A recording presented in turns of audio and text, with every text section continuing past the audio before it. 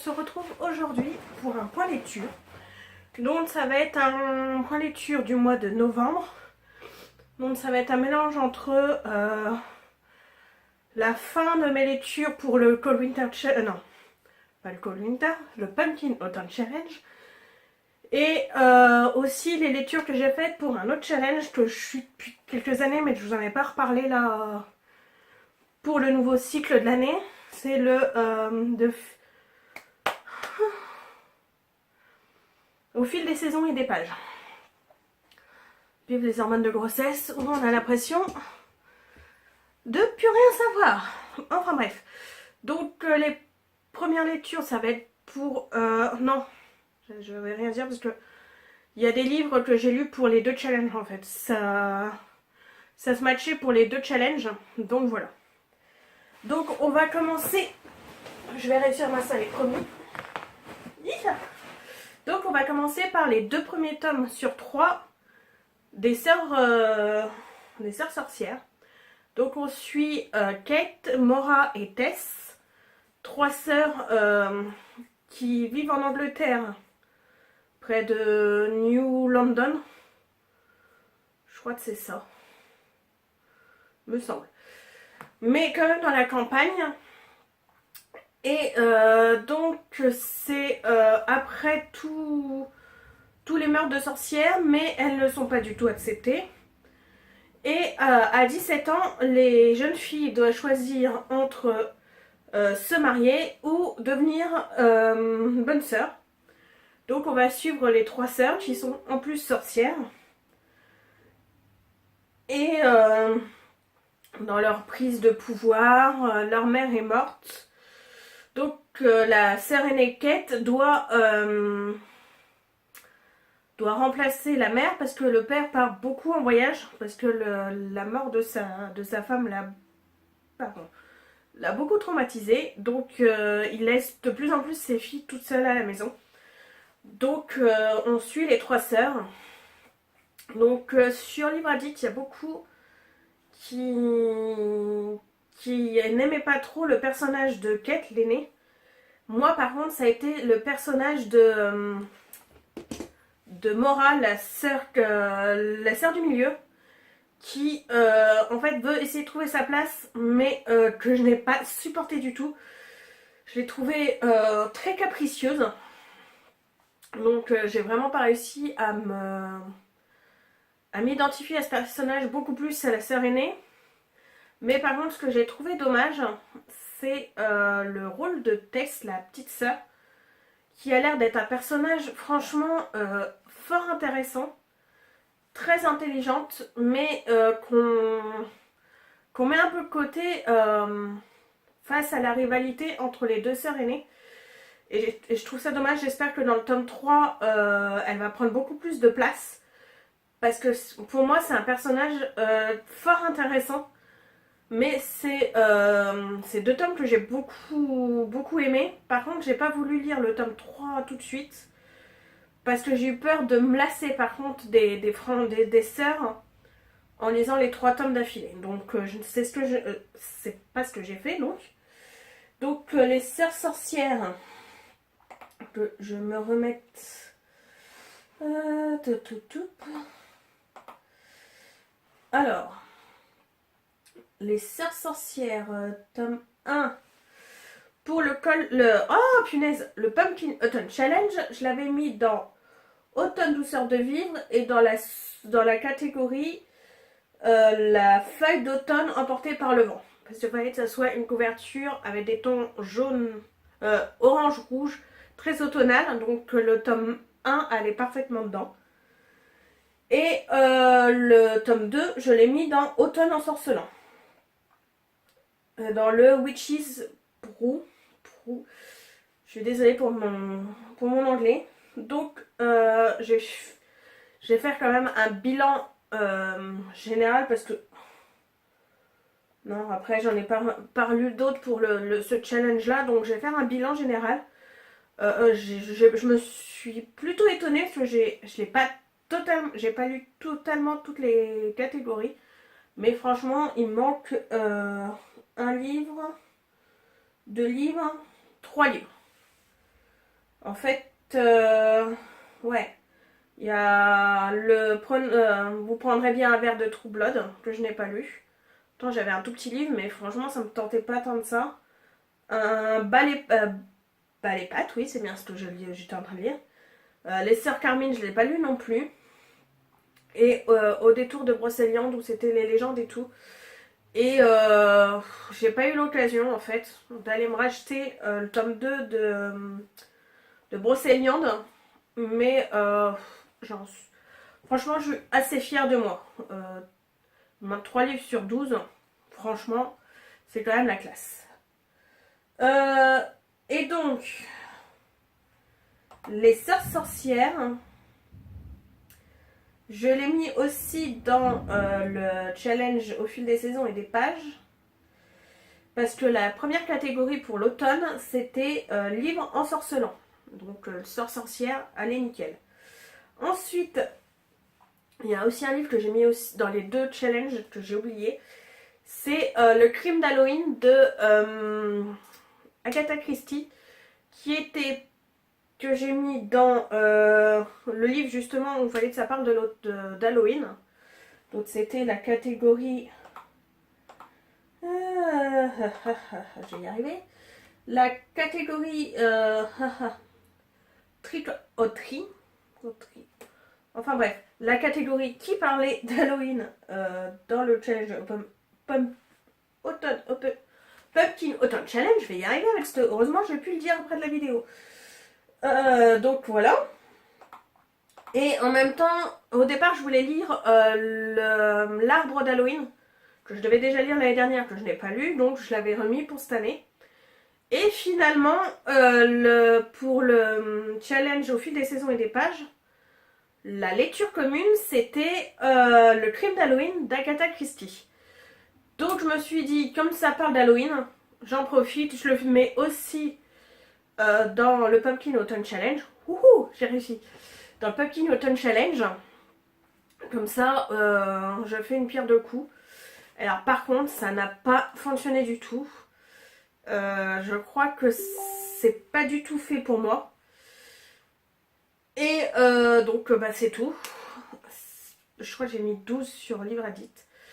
Où on suit une aventure d'Hercule Poirot. Et franchement, je me suis ennuyée. C'était assez long. Pourtant, l'histoire pouvait être très intéressante.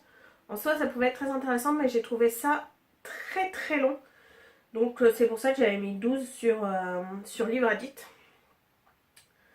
Et je pense pas relire. Alors, du Agatha Christie, je ne sais pas, mais pas d'Hercule Poirot parce que franchement, je me suis ennuyée. Alors que l'histoire pouvait me plaire, aurait pu me plaire, mais franchement, c'est le rythme, je pense, qui m'a pas du tout plu. Donc franchement, bah, je l'ai lu. Au moins, je ne pourrais pas plus dire que je n'ai pas lu du Agatha Christie, mais là, franchement, ça n'a pas fonctionné du tout avec moi. Ensuite, toujours pour le challenge au fil des saisons et des pages, il fallait lire un livre d'un auteur canadien. Alors au départ, franchement, c'était la galère au plus possible de savoir ce que j'allais bien pouvoir lire. Et finalement, je sais plus comment j'ai découvert ça. Par hasard que finalement j'avais un livre qui était d'une auteure canadienne. Et donc c'est où je l'ai lu et je me suis rendu compte que c'était canadien et j'ai été vérifier que c'était une auteure canadienne. Ça doit être ça. Bon, c'est plus, elle est québécoise que canadienne, mais bon, le Québec fait partie du Canada. Donc c'est le livre Bébé Boom. Donc on suit 4 femmes qui vont tomber enceintes en même temps. Donc on a 2 meilleures amies et une mère et une fille qui tombent enceintes en même temps. Elles ont toutes les 4 un lien entre elles. Et chacun a une problématique en fait. Alors je sais plus. Lily, elle essaye de tomber enceinte mais elle n'y arrive pas. D'un seul coup elle tombe enceinte. On a sa meilleure amie. Ouais, j'ai pas les noms. Alors attendez, je clique avec un peu de chance. Je vais retrouver les noms. Esther, elle est déjà maman de 2 enfants. Son mari a une... je ne me rappelle plus du nom de cette opération-là. A été vasectomisée.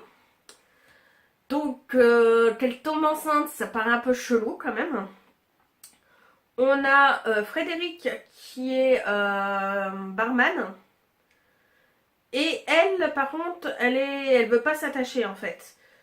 Elle veut pas du tout s'attacher, donc elle passe d'un mec à l'autre. Donc avoir un bébé, ce n'est pas du tout dans son programme.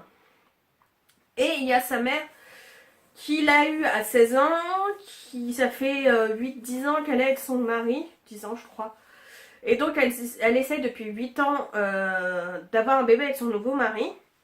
Donc elle a 43 ans et elle tombe enfin enceinte après plusieurs essais de FIV.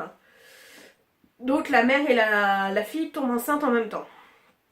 Ce qui pose quelques soucis de relation avec la mère et la fille qui sont... Déjà les relations sont pas au beau fixe. Donc on suit ces 4 femmes, chacune avec leurs problématiques. Donc j'ai trouvé ça très intéressant. Moi qui suis dans ma période encore enceinte, on est le 5 décembre. Normalement j'accouche le 26 janvier, même si vu le poids de bébé, ça m'étonnerait que j'aille jusqu'au bout. Mais bon, j'aimerais bien quand même qu'il arrive en 2019 et pas 2018, parce que ça m'embêterait quand même qu'il arrive vraiment pendant les fêtes. Donc s'il pouvait attendre le plus possible au mois de janvier, ça serait cool. Enfin bref. Donc franchement, j'ai trouvé ça plaisant à lire. C'est pas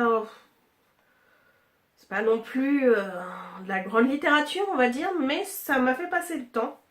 Par contre, j'ai voulu lire le tome 2 à la suite, parce que ça s'arrêtait sur un bon suspense. On te lâche une bonne information juste avant la fin. Donc voilà, tu te dis, bon bah, comme j'ai les 4 tomes, je vais quand même me faire le tome 2 quand même. À part que je sais plus combien de pourcents, j'ai lu peut-être 32%.